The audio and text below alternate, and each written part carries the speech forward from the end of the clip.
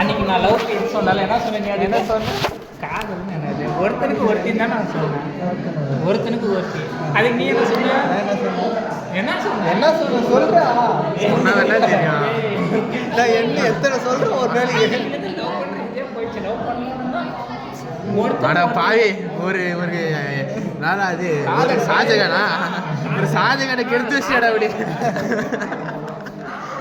நீ கூட ஒருத்தருக்கு ஒருத்தின்னு சொன்ன. இவன் என்ன சொன்னா? ஒருத்தருக்கு ஒருத்தியா? அந்த அப்படியா அப்படின்றான். என்ன சொன்னாங்க? நீ என்ன சொன்ன? மல்டிபிள் எதுனா சொல்லிட்டியா? டேய் ஏடா சொன்னா அவங்கடா? ஏடா சொன்னா மல்டிபிள் எதுனா சொல்லிட்டியா? புரியல. மல்டிபிள் எதுனா சொல்லிட்டியா? அதை கேட்குறான்.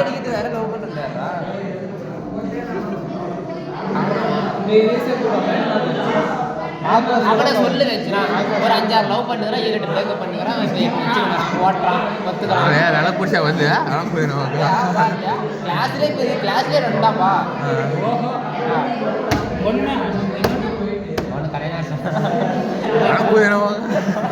ஓ யாரை சொல்றீங்க? இப்பதான் புரியுதானே? ஏய் தப்பா சொல்றா. ரெண்டுமே கல்யாணம். 2 பேருடா 3 தப்பா சொல்லிட்டான். அடா பாங்கடா.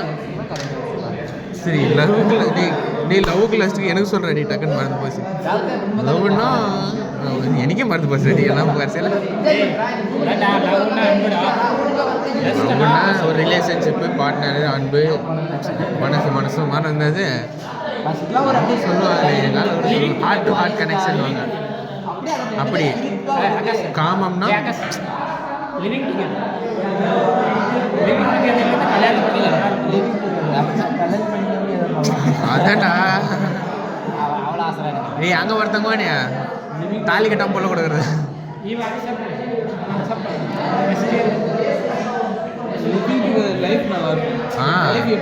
அது வந்து எங்கள் மாமனை மாதிரி எக்ஸ்பீரியன்ஸில் இருக்கிறவங்களுக்கு தான் தெரியும், உங்களுக்குலாம் தெரியாது.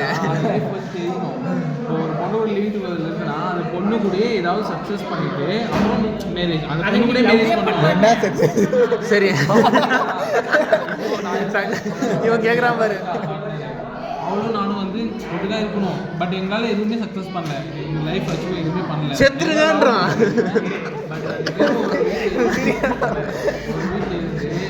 லைஃப் ஒரு டேர்னிங் பாயிண்ட்க்கு எடுத்துகிட்டு போயிட்டு ட்ரீம் வெட்டிங் பண்ணணும். ஸோ அதுதான் லைஃப் லிவிங் டுகெதர். ஒரு சில லிவிங் டுகெதர் இருக்கும்போதே பிரிஞ்சு போயிடுறாங்க. காரணம் பிரிஞ்சு போகிறது வந்து தேவை. காரணம்